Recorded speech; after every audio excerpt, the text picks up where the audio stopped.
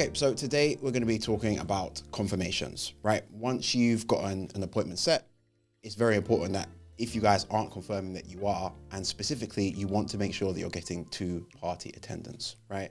But when you're doing so, you don't ever want to say the word decision maker. We've spoken about that before, but we'll talk about it in the context of confirmation calls today.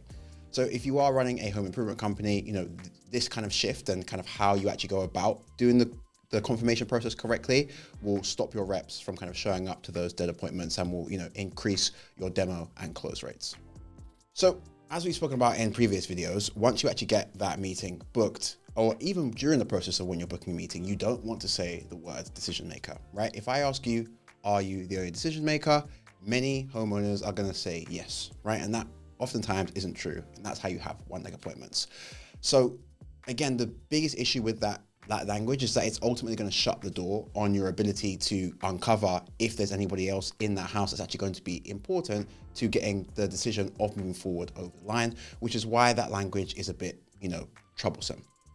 So whether it's a booking call, whether it's a confirmation call, if you want to find out whether there is a decision maker that needs to be there on top of the person you're speaking to, we've spoken about how the phrase, is there anybody whose opinion you value on projects around the home, is going to be far more effective.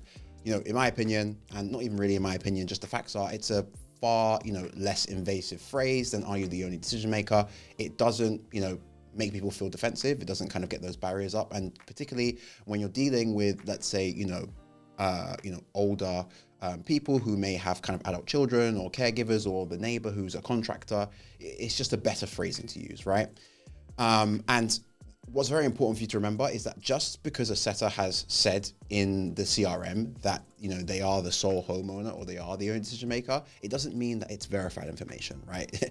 That confirmation call, making sure that we go through that process again is very, very important, just to make sure that we're not doing what is probably one of the most frustrating things in our industry, which is, sending reps to a house that only has one leg, right?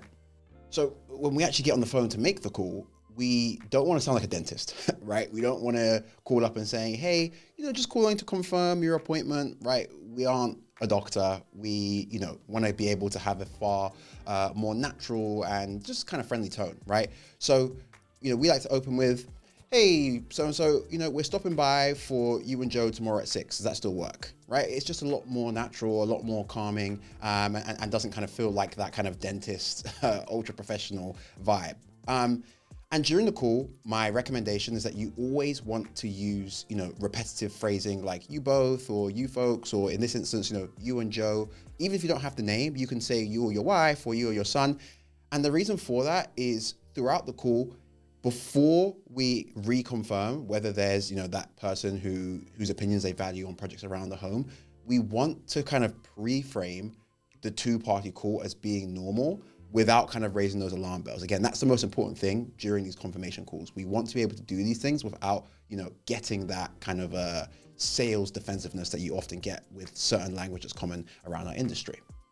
So with that being said, on the call, the goal is obviously to, get some sort of confirmation or understanding that that second party exists, right? Whether that's from the notes beforehand, if there's nothing in there, we want to coax out of the conversation and, to kind of close off the call, we want to say something along the lines of, and hey there, Joe, we can definitely count on seeing both you and Joanne tomorrow at 6 o'clock, right?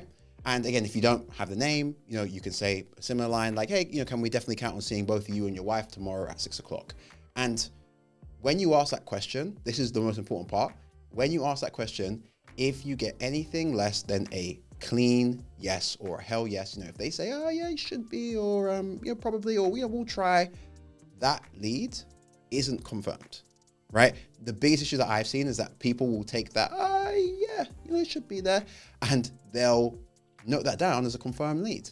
But what ends up happening is the rep goes out there and they tried, but Joanne didn't make it. And now you have a one leg that Joe absolutely loves. Joanne doesn't understand why the windows cost $15,000 and you guys don't close that deal. But obviously these things are going to happen, right? Sometimes you're not going to get the hell yes. So what are your, options in that case? Well, to me, there are two. You can either kind of get ahead of that objection and say, hey, look, we are really big on making sure that, we find a time that works for both of you. So more than happy to reschedule to another time. Or you can offer to call them back in a couple of hours when you can actually get both of the decision makers confirmed onto that call, right? The only time that I would recommend that you guys take those calls is if you guys are, really struggling for leads. Maybe you're a one-man band who's struggling to just get appointment flows. Feel free to show up to those one legs all you want. But if, the people who are watching this video, which I'd hope so, are people who are running home improvement companies that, have decent lead flow and want to be able to run more effectively, you need to stop confirming those calls and sending your reps out to, those one leg appointments. And one other way that we can avoid, sending our reps out to one legs is to listen out for what I call those hidden second parties. So let's say earlier in the call, a customer said, hey, I'm the only decision maker, but then later on they say the words, we were thinking about getting the windows done.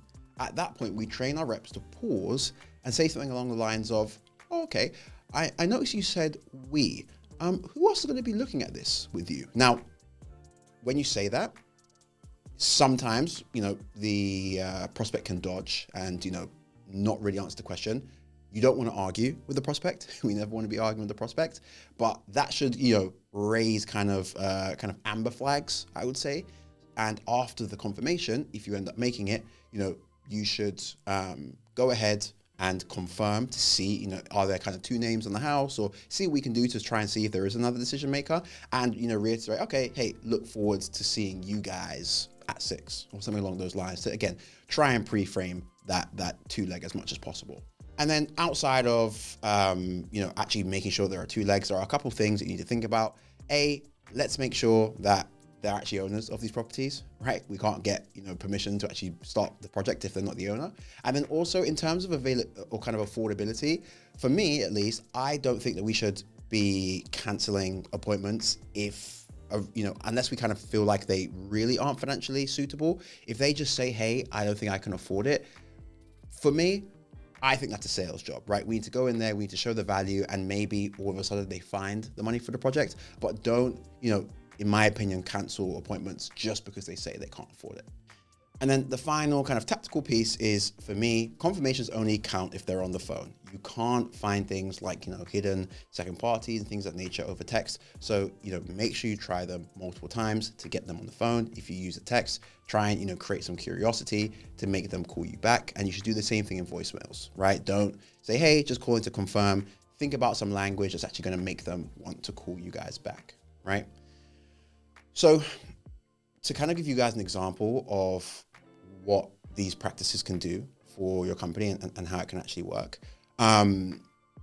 We worked with, I'd say a mid-size remodeler. They had about 15 reps. They're probably running, anywhere to between 80 to 100 demos a week up in kind of Buffalo area, New York.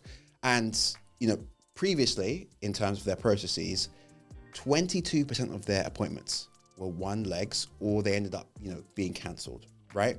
And what we found is that a lot of the reps, when we listened to the confirmation calls, if somebody said, hey, yeah, should be okay, they probably will show up, that would go down as a confirmed call, right? So for me, we had to go in and change the scripts, right? So the biggest thing that we did is to reiterate the language, both on the front end and the back end, around, saying, hey, is there anybody whose opinions you value around the home? And one of the biggest kind of during the sessions that we did, one of the biggest things that I tried to hammer home to the team was that we need to, try and listen out for the we, and, try our best, if possible, to kind of lock in a name, right? And that's a kind of a name of the second party so that we can start to pre-frame. And once they did that, and, once we're able to, listen to calls and make sure that they were only accepting calls that, sounded like a hell yes, or kind of they got that very strong confirmation, their one legs dropped from 22% down to 7%. And in terms of what that meant for their demo rates, they were able to complete demos 14% more, right? Which, as you can imagine, resulted in, a lot more closes, over, 100 demos. That's 100 demos a week. That's an extra 14 demos a week. If they're closing at 30%, I'm not a math guy, but, that sounds probably in the range of 3 or 4 extra deals just from, that small change around their confirmation process, right? So this can be very, very impactful for, bottom and top lines. So to kind of wrap this all up and put it together nicely, we need to make sure that we're getting both names, we're verifying their address and making sure that they actually own the property. we need to make sure that we use the right language to kind of discover that second party or kind of confirm that second party. Where we can, let's try and lock in the names and, you know, make sure that we lock in that time. If we don't have that hell yes, we need to make sure that we're rescheduling. And the last thing that we should be saying on the calls is, hey, I look forward to seeing you and Joanne, or you and your wife, or you or your son at 6 o'clock to be able to pre-frame that, you know, 2-leg appointment. And for context, guys, this isn't just some theory. You know, this is the exact practices that we use in our own call center. You know, we make sure that we run 2-party confirmations. You know, we never use the word decision maker, and this stuff kind of works, right? And as part of what we offer at our call center, it's not just this. We do overflow hours, after flow responses. We do missed call recovery, reactivation of old leads, and so much other stuff, making sure that, you know, we're quality assuring all of our calls weekly to make sure that our team are actually, you know, following the processes that we put in place.